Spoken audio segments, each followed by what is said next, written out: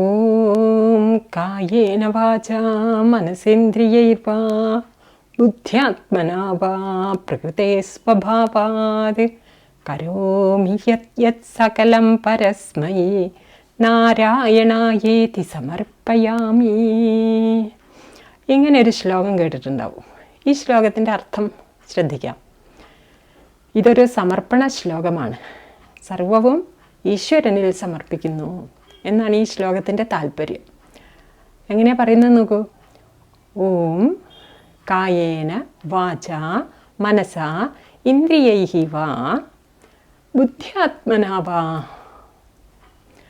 പ്രകൃതേഃ സ്വഭാവാത് വാ കരോമി യത് തത് സകലം പരസ്മൈ നാരായണായ ഇതി സമർപ്പയാമി. ഇതാണ് പദങ്ങൾ. അപ്പം എന്താ പറയുന്നത്? കായേന, ഞാൻ ഈ ശരീരം കൊണ്ട്, യത് കരോമി, യാതൊന്നൊക്കെ ചെയ്യുന്നുണ്ടോ, ഈ ശരീരം കൊണ്ട് ഞാൻ എന്തെല്ലാം പ്രവൃത്തികൾ ചെയ്യുന്നുണ്ടോ, തത് സർവം, അതെല്ലാം ശരീരം കൊണ്ട് മാത്രമല്ല, പിന്നെയോ മനസ്സാ, കായേന വാചാ, വാക്കിനെ കൊണ്ട്, അതായത് വാഗിന്ദ്രിയത്തെ കൊണ്ട്. അപ്പം ശരീരം കൊണ്ട് മാത്രമല്ലല്ലോ നമ്മൾ പ്രവർത്തിക്കുന്നത്, നമ്മൾ ഇന്ദ്രിയങ്ങളെ കൊണ്ട് പ്രവർത്തിക്കുന്നുണ്ട്. ഇന്ദ്രിയങ്ങൾ തന്നെ രണ്ട് വിധത്തിലുണ്ട്. കർമ്മേന്ദ്രിയങ്ങളെന്നും ജ്ഞാനേന്ദ്രിയങ്ങളെന്നും രണ്ട് വിഭാഗമായിട്ടുണ്ട് ഇന്ദ്രിയങ്ങൾ. നമ്മളുടെ വാക്ക്, പാണി, പാദം, പായു, ഉപസ്ഥം, ഈ അഞ്ചുമാണ് കർമ്മേന്ദ്രിയങ്ങൾ. പിന്നെ ജ്ഞാനേന്ദ്രിയങ്ങൾ എന്ന് പറഞ്ഞാൽ കണ്ണ്, മൂക്ക്, നാക്ക്, ത്വക്ക്, ചെവി, ഇത് ജ്ഞാനേന്ദ്രിയങ്ങളാണ്. അപ്പോൾ ഈ ഇന്ദ്രിയങ്ങളെ കൊണ്ട് നമ്മൾ പ്രവൃത്തി ചെയ്യുന്നുണ്ട്. നമ്മൾ കാണുക പറഞ്ഞാൽ അത് കണ്ണിനെ കൊണ്ടുള്ളൊരു പ്രവൃത്തിയാണ്. കേൾക്കുക പറഞ്ഞാൽ ചെവിയെ കൊണ്ട് ചെയ്യുന്ന ഒരു പ്രവൃത്തിയാണ്. സംസാരിക്കുക പറഞ്ഞാൽ വാഗിന്ദ്രിയത്തെ കൊണ്ട് ചെയ്യുന്ന ഒരു പ്രവൃത്തിയാണ്. അപ്പോൾ കായേന വാച, വാക്കിനെ കൊണ്ട്, വാക്കിനെവിടെ എടുത്തു പറഞ്ഞിരിക്കുകയാണ്. ഇന്ദ്രിയങ്ങളെ കൊണ്ട് എന്ന് പിന്നെ പറയാൻ പോകുന്നുണ്ട്. വാക്കിന് വളരെയധികം നമ്മുടെ പ്രവൃത്തിയിൽ വലിയൊരു സ്ഥാനമുണ്ട് എന്നുള്ളത് കൊണ്ട് വാക്കിനെ എടുത്തു പറഞ്ഞിരിക്കുകയാണ്. നമ്മൾ വാഗേന്ദ്രിയം കൊണ്ട് എപ്പോഴും ഇങ്ങനെ പ്രവർത്തിച്ചുകൊണ്ടേയിരിക്കും അല്ലേ? ചിലപ്പോൾ ആവശ്യത്തിനായിരിക്കും, എന്നാൽ പലപ്പോഴും ആവശ്യമില്ലാതെ ആയിരിക്കും വാഗേന്ദ്രിയം കൊണ്ട് നമ്മൾ പ്രവർത്തിക്കുന്നത്. മാത്രമല്ല, വാഗേന്ദ്രിയത്തിൻ്റെ പ്രവൃത്തിക്ക് വളരെ വലിയ പ്രാധാന്യമുണ്ട്. വാക്കിന് നമ്മൾ വാഗേന്ദ്രിയത്തെ കൊണ്ട് ഉച്ചരിക്കുന്ന ഒരു വാക്കിന് എന്ത് ചെയ്യാൻ പറ്റും? നമുക്ക് ശത്രുക്കളെയും മിത്രങ്ങളെയും ഉണ്ടാക്കി തരാൻ പറ്റുന്ന, എന്ന് മാത്രമല്ല മരണം വരെ വാക്കിലാണ് കുടികൊള്ളുന്നത് എന്നാ പറയുക. ജിഹ്വാഗ്രേ വസതേ ലക്ഷ്മി, ജിഹ്വാഗ്രേ മിത്രബാന്ധവാഹ, ജിഹ്വാഗ്രേ ബന്ധനപ്രാപ്തി, ജിഹ്വാഗ്രേ മരണം ധ്രുവം എന്നൊരു സുഭാഷിതത്തിൽ പറയും. നമ്മുടെ നാക്കിൻ്റെ തുമ്പത്താണ് ഇതെല്ലാം ഇരിക്കുന്നത്.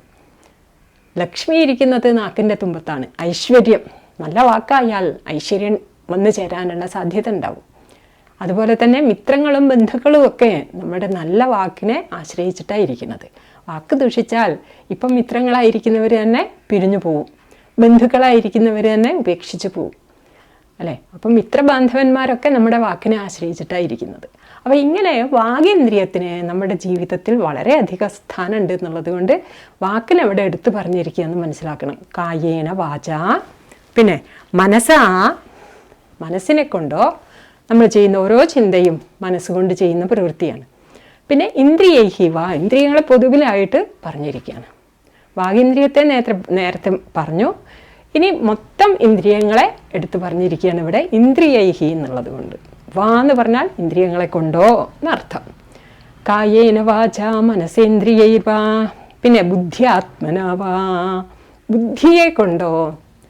ബുദ്ധ്യാത്മനാ പറഞ്ഞാൽ ബുദ്ധിയെ കൊണ്ടോ എന്നുള്ള അർത്ഥം മനസ്സിലാക്കിയാൽ മതി. ബുദ്ധിയെ കൊണ്ടോ. പ്രകൃതേഃ സ്വഭാവാത് വാ, നമ്മൾ വേണമെന്ന് വെച്ചിട്ട് ചെയ്യുന്ന പ്രവൃത്തികൾ കൂടാതെ നമ്മുടെ പൂർവ സംസ്കാരത്തിലൂടെ നമ്മൾ സഞ്ചയിച്ചു വെച്ചിട്ടുള്ള ആ ഒരു ശീലം കൊണ്ടോ ഒക്കെ നമ്മൾ പ്രവർത്തിക്കാറുണ്ട്. ചിലപ്പോൾ വേണമെന്ന് വെച്ചിട്ട് പ്രവർത്തിക്കും, ചിലപ്പോൾ നമ്മൾ വേണമെന്നൊന്നും വിചാരിക്കാതെ തന്നെ നമ്മളിൽ നിന്ന് ചില പ്രവൃത്തികൾ സംഭവിക്കാറുണ്ട്. നമ്മുടെ ശീലം കൊണ്ട്, നമ്മുടെ ആ സംസ്കാരത്തിൻ്റെ ബലം കൊണ്ട് നമ്മൾ ചെയ്യുന്ന പ്രവൃത്തികൾ. ഇപ്പോൾ ചിലപ്പോൾ സംസാരിക്കേണ്ടെന്ന് വിചാരിച്ചാൽ പോലും നമ്മൾ സംസാരിച്ചു പോവാറുണ്ട് അല്ലേ? അല്ലെങ്കിൽ ചെയ്യേണ്ടെന്ന് വിചാരിച്ചത് ചിലപ്പോൾ ചെയ്തു പോവാറുണ്ട്. അതൊക്കെ നമ്മുടെ ഉള്ളിലുള്ള സംസ്കാരത്തിൻ്റെ തള്ളിച്ച കൊണ്ട് സംഭവിക്കുന്നതാണ്. അങ്ങനെയുള്ള പ്രവൃത്തികളായിക്കോട്ടെ, അതും യത് കരോമി, യാതൊന്തൊക്കെ ഞാൻ ചെയ്യുന്നുണ്ടോ ഈ ഇന്ദ്രിയങ്ങളെ കൊണ്ടൊക്കെ ഇനി പ്രകൃതിയുടെ സ്വഭാവവശത്തിൽപ്പെട്ടിട്ടും ഞാൻ എന്തെന്ത് പ്രവൃത്തികൾ ചെയ്യുന്നുണ്ടോ തത് സർവം അതെല്ലാം പരസ്മൈ നാരായണായേതി സമർപ്പയാമി. ആ പരസ്വരൂപനായിരിക്കുന്ന ഈ വ്യാവഹാരിക തലത്തിനൊക്കെ ഉപരിയുള്ള ആ ഒരു പരസ്വരൂപനായിരിക്കുന്ന ഈ ജഗത്തിൻ്റെ മുഴുവനും അപ്പുറത്ത് നിലകൊള്ളുന്ന ആ പരസ്വരൂപനായിരിക്കുന്ന ജഗത് ഭാവങ്ങൾക്കൊക്കെ ഉപരി നിലകൊള്ളുന്നവനായ നാരായണനായിക്കൊണ്ട് പരസ്മൈ നാരായണായേതി സമർപ്പയാമി. ആ പരസ്വരൂപനായിരിക്കുന്ന നാരായണനായിക്കൊണ്ട് ഞാൻ സമർപ്പിക്കുന്നു. പരസ്വരൂപനായിരിക്കുന്ന ജഗദ്ഭാവങ്ങൾക്കൊക്കെ ഉപരിയുള്ള നാരായണനായിക്കൊണ്ട്, നാരായണൻ എന്നുള്ള വാക്കിന് ഏറ്റവും ഉയർന്ന അർത്ഥത്തിൽ പരമാത്മാ എന്ന് തന്നെ അർത്ഥം. ഇത് നമ്മൾ രാത്രി കിടക്കാൻ പോകുമ്പോൾ ചൊല്ലേണ്ട പ്രാർത്ഥനയാണ്. ഏത് പ്രവൃത്തിയും നമ്മൾ അവസാനിപ്പിക്കുമ്പോൾ നമുക്കിത് ചൊല്ലാം. അപ്പോൾ ആ ഒരു ഭാവത്തിൽ നമുക്കൊന്നും കൂടി ചൊല്ലാം.